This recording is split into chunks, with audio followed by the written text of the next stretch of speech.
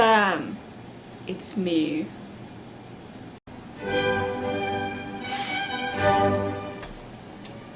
And if you couldn't tell by my aesthetic, I am a writer, specifically one of the utmost caliber. I write fanfiction. Yes, fanfiction. Now, I know where your mind is going. Please, get it out of the gutter. We're trying to be proper here. I don't write smut. I write art. But not every fanfiction writer is as perfect as me. And I'm here to make fun of them. Fly me to the moon and let me play among the stars. Now, since we last spoke on the topic, I said I stand 4 groups. It has since changed. I now stand 6. Now, in the interest of time, I'm going to be reviewing one story for each group. Some of them will be good.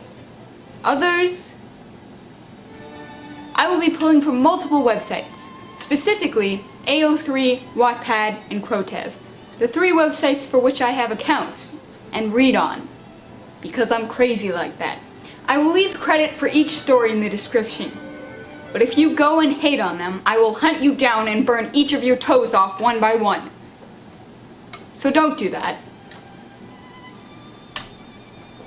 Let's get started, shall we? Saucy.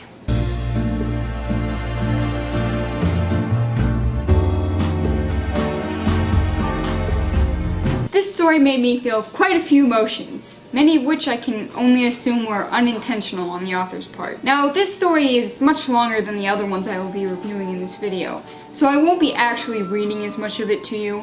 But seeing as it was one of the first fanfictions that I ever actively kept up with as it was coming out, I thought it would be a good place to start. The description is as such. With gang-related murders in Seoul on the rise, a journalist and police officer begin an investigation that sparks a fire that will only burn everyone in the process. So basically, this is a Lotto-inspired EXO meets the Mafia fic. Let's just say I was pretty hyped when I started reading this. And much like Aftermath, the concept alone was enough for me to persevere longer than I otherwise would have. But that's not to say that this is as bad as Aftermath, because nothing is as bad as Aftermath. Now, this book has style. When it comes to the author's ability to use pretty words and handle the grammatical side of the English language, I find no faults. The term mafia was used carefully and quietly, as though it invoked a curse upon the speaker. There was credence to the superstition, but only after a certain incident in the Gangnam area in which 3 men mysteriously disappeared and only their heads were found a week later with the eyes gouged out, and the Korean proverb, birds hear the words spoken in the day and rats hear the words spoken at night, in their mouths on parchment. See, that's pretty good. The problem I have lies in the heart of the story and the direction it goes in. Basically, the plot is convoluted as all heck. This is surprisingly common in K-pop multi-stan literature. There are just too many characters and too many plot threads to keep track of. Let me explain.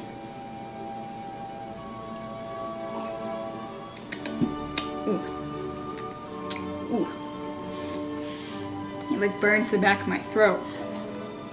Chanyeol works at a news company under his mentor and friend Yixing. He's also a mob boss, which is a fact about himself he unsurprisingly tries to keep hidden, for obvious reasons. A new girl at his company, Park Soo-young, threatens to expose him with her pesky investigative articles. Chanyeol finds comfort in his longtime friend, Baekhyun, who's also a mob boss, but Chanyeol doesn't know that. Now, this new girl's sister, Park Soo-jung, is close friends with Yixing, and is dating the police chief, Jeonmyeon. And their extremely similar names do not get confusing at all, and I definitely did not think they were the same person for the first few chapters. Then you have Jungdae, a mob boss and TV personality, whose right-hand man is Min-suk. He's also friends with Sehun, a police officer, and Soo-young. And the whole police office is filled with Monsta X members and GOT7 members, and BTS shows up out of nowhere, and it just gets too confusing, man! But I was willing to put all of that aside and just keep struggling along, trying to remember how everyone related to each other. But then they threw in the Hanahaki disease, which if you didn't know, is when your soulmate doesn't love you back, you start to cough up flowers. It's deadly, by the way. What this is doing in my mob boss drama, I don't know. Now this story is ongoing, but let's just say I stopped reading it. Now as I stated before, the writing itself is perfectly fine, even quite good at sometimes, but it's a perfect example of what I was talking about before.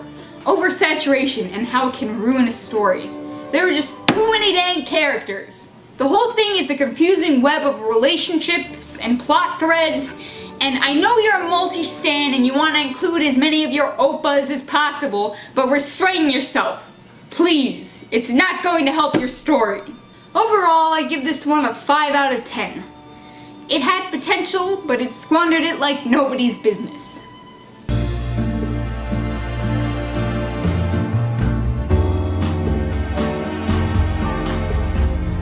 Ah, Fluff, how much I love thee, and how little I write thee.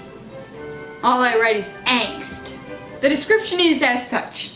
There are two sides to Changhyun's day. The side spent in the bakery, masterfully crafting pastries and other sugary sweets, and the side spent lounging at home, adoring and tending to his pet cats. Sometimes they overlap. Those are the messy days. So, Changhyun the chef taking care of his 6 members, who are cats. Full-on cats, not hybrids. I bet you can imagine how that all goes down. Here are some snippets. Hyungwon is staring at him again. He doesn't see it, but he knows. Sure enough, when Changhyun looks up from kneading the dough, a pair of round eyes is peeking over the counter, focused on his hands. Hyungwon has perched himself on one of the bar stools and is intently watching Changhyun work. Hyungwon! Changhyun half screeches. Get off the counter! You can't eat the dough! Changhyun's sudden shout startles Hyungwon and makes the cat scramble away, but not without colliding head first with the large bag of flour off to the side. Changhyun leaps to catch the bag before it can fall, but to no avail. His hand grabs the bag by the wrong end, and a huge cloud of flour engulfs the floor as it jumps out faster. Let's get you washed up too, Kihyun. Changhyun's foot meets something solid though, and then the world is falling. Shonu takes the chance to jump off the sinking SS Changhyun, and Kihyun leaps out of the way. Changhyun lands with the opposite of grace, another puff of flour flying up and settles on his already dirtied hoodie, and he groans. Ouch. Tile hurts a lot. As he lays there in his flour-covered pain, a small face enters his vision and meows. Now this story is what I like to call short and sweet. It's only a little over 600 words. The author came up with a cute concept and wrote just about as much of it as they needed to. It's not Shakespeare, but it doesn't pretend to be. It's just a story that someone wrote for their friend, and I think that's just plain heartwarming. It's exactly what fanfiction should be. Fun. And by that, I don't mean fluffy, although it is that. I mean, it's obvious that the author had a good time writing this, and I had a good time reading it. Overall, this one gets a 7 out of 10 from me. Not perfect, but very enjoyable.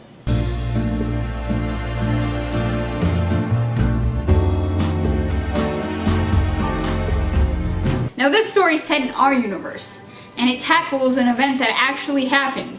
Not an easy task by any means, especially not when the event is as divisive and tense as the one it explores. The description is as such. Junghan goes through the usual feelings that one does before and after a drastic haircut. Intense stuff. And this author handles it with grace. What?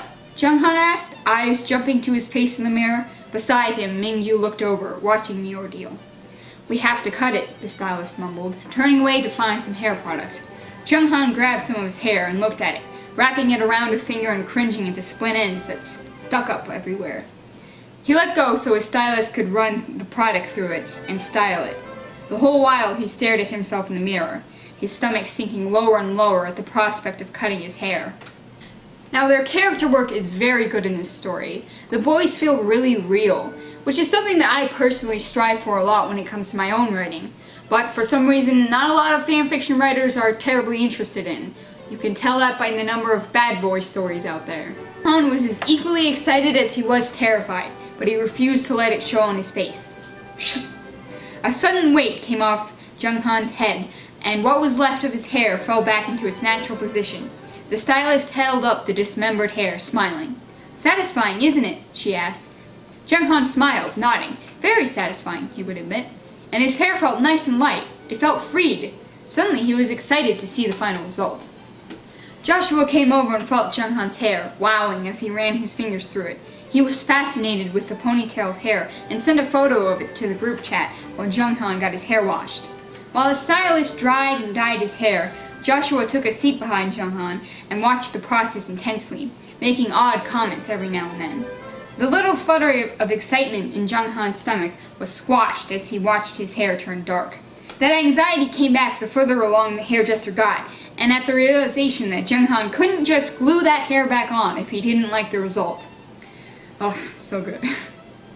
Now, I'm not going to read any more because I legitimately feel like you should read this story, especially if you're a carrot. This story feels so real, and you feel genuinely connected to the boys as you're reading it, especially Junghan. And once again, the story is not very long, so that's really impressive. And the ending gives me all sorts of warm, fuzzy feelings, so that's always nice. Overall, I give this one an 8 out of 10. Really frickin' good.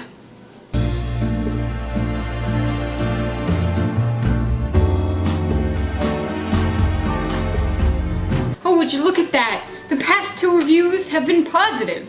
I'm actually enjoying myself. We can't have that now, can we? Now, I don't know if you could tell by this one's extremely snappy name, but this author does not beat around the bush, so neither shall I. The description is as such. My name is Lisa Kim. I am 23 years old, and I love music. Dancer, friendly, beautiful. No, that isn't a Twitter bio. That's the description of this story. It's an X-rater, I think. And that's our surrogate. And I don't know about you guys, but she's exactly the kind of girl I want to be when I grow up. Now, this story is written in a style I like to call script writing, and it looks like this. So basically all forms of paragraphs, world building, descriptions, and well, writing are thrown out the window in favor of ease, I suppose. I don't know if you could tell, but I'm not a very big fan of this style. Unsurprisingly, this style is popular on Wattpad, so with young authors, which is most likely because it's easier to write. And in some ways I understand. However, in most, I do not. But let's not let that get in the way of this person's story. Let's give it a little read, shall we? You and Bobby finish dancing. Bobby leaves. You look at GOT7. Jinyoung, wow! Yugyung, schmeckse. Bam Bam, frick! He whispers to JB. I think I found my soulmate. JB, gosh! Dang it, Bam Bam, seriously! Young J, amazing! You're so talented, Lisa Nuna. Jackson, OMG! Mark, great. Good song choice. And thank you for showing your flexibility and teamwork skills. Lisa, thank you all so very much. Oh man, oh man.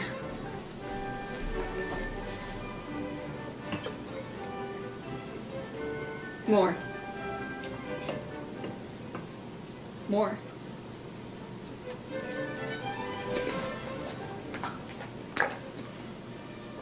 Oh. Crisp. Bam Bam. Nuna, I just heard the news, and they were talking about the beautiful and hot girl, you, with GOT7, and now they think that me and her, you, are dating. Lisa. What? Bam Bam, I know! This is so cool! 15 minutes later.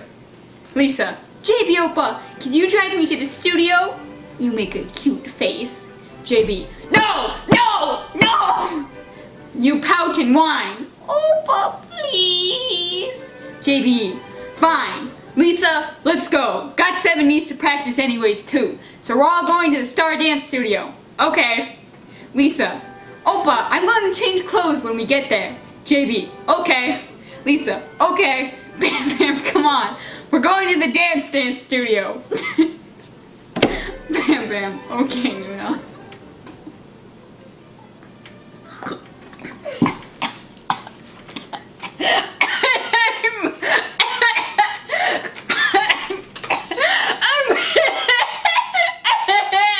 I'm ready to go.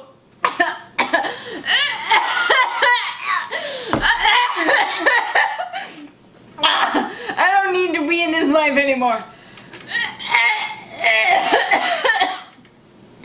Oh. Literature is dead. This story also has pictures, so you can really get into character and imagine what you're wearing, I guess. But I would never wear any of this, so... Also, EXO are in it for some reason. Like I said before, please, restrain yourself. Please, stop. And this all might seem kind of harsh, considering that this author is probably pretty young. Heavens knows I'm happy I didn't have a platform to post on when I was younger. But it doesn't make this any better.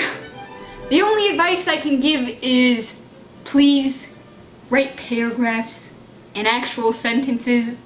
Only then can I even begin to help you. Overall, I give this a 2 out of 10. They tried, I think.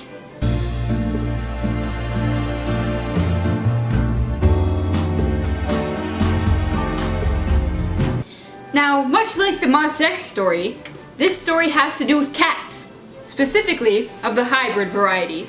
And if you don't know what that is, you must be new to fanfiction. You ever seen a Neko girl from anime? How about a furry? That's it. That's all it is. And for some reason, fanfiction writers can't get enough of it. The description reads as such. Lin takes the same route back to his apartment after school almost every day.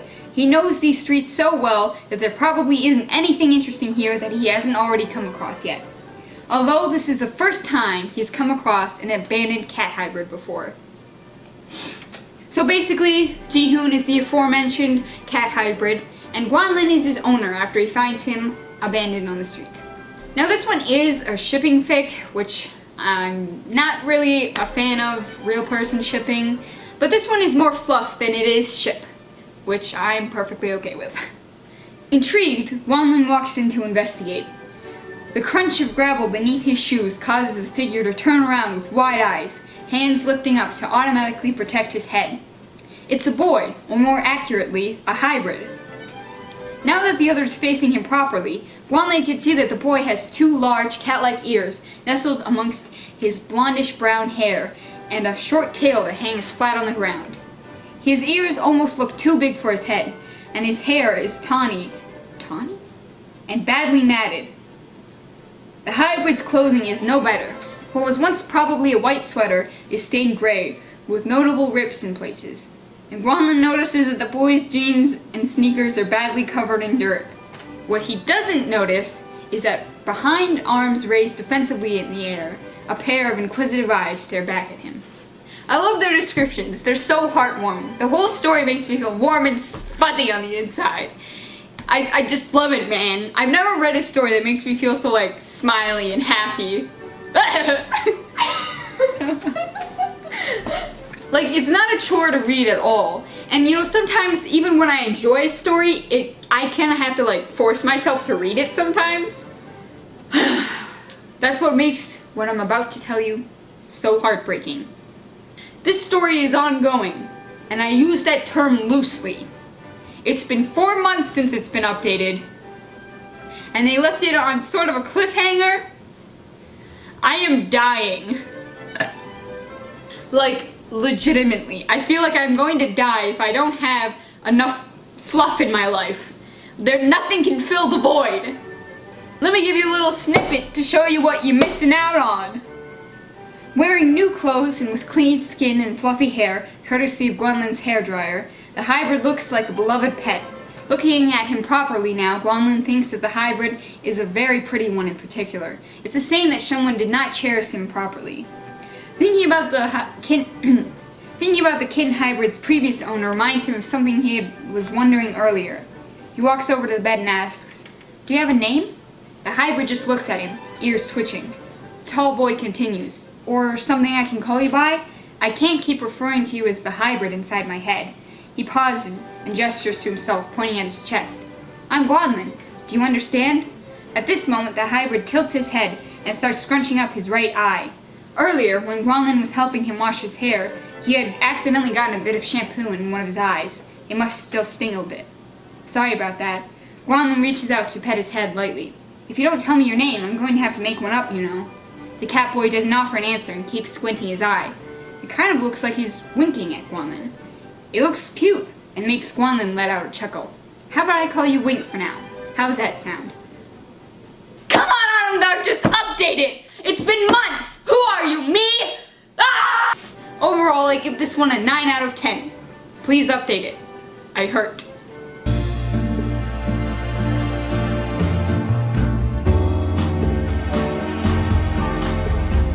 And for our last story, we have the first fanfiction that really captured my heart.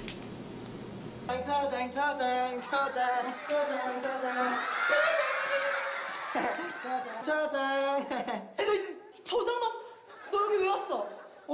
이 친구 내 마음속에 저장. 나도 저장. In fact, it was the story that made me want to write my own fanfictions and post them to the World Wide Web. And to this day, I've never read something quite like it. The description is as such. Don't ask me who I am, for I have no name. Don't ask me why I'm here, for I have no clue. Don't ask me where I came from, for I'm forbidden to tell. Don't ask me what I do, for I'm not sure anymore. Don't ask me why I keep you, for there's no real reason. Don't ask me for feelings of love and compassion, for I've forbidden myself to feel.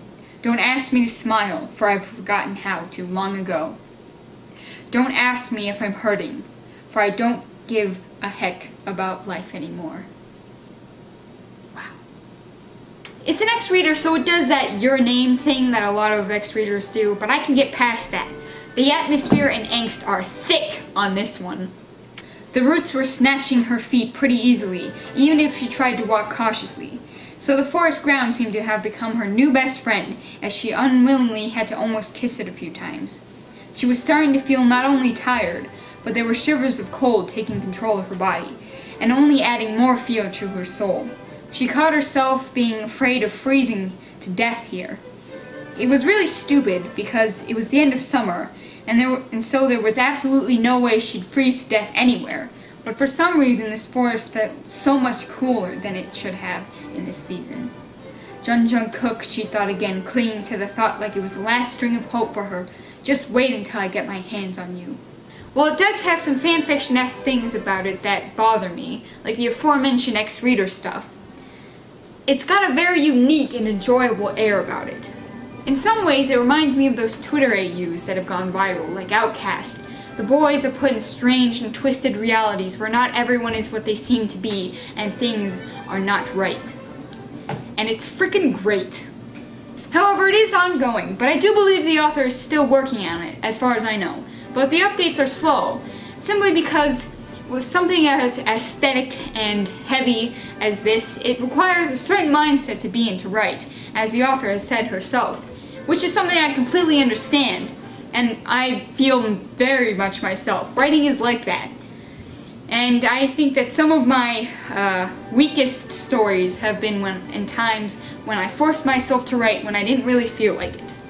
Overall, I give this story an 8 out of 10. It's masterfully written, with only a few cheesy things holding it back. I can't wait to read the end. And at last we reach the end. It's been a fun ride. For the most part.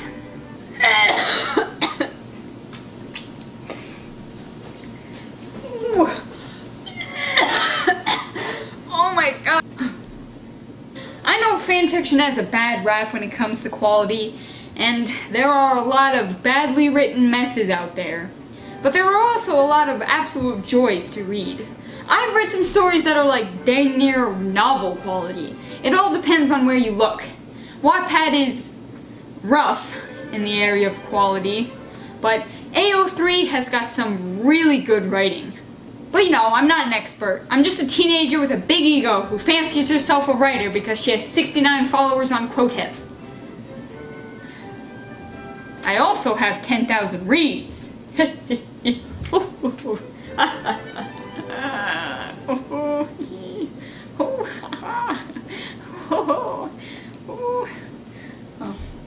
But that's neither here nor there. I'm very passionate about fanfiction, for some reason, and I really enjoyed making this video.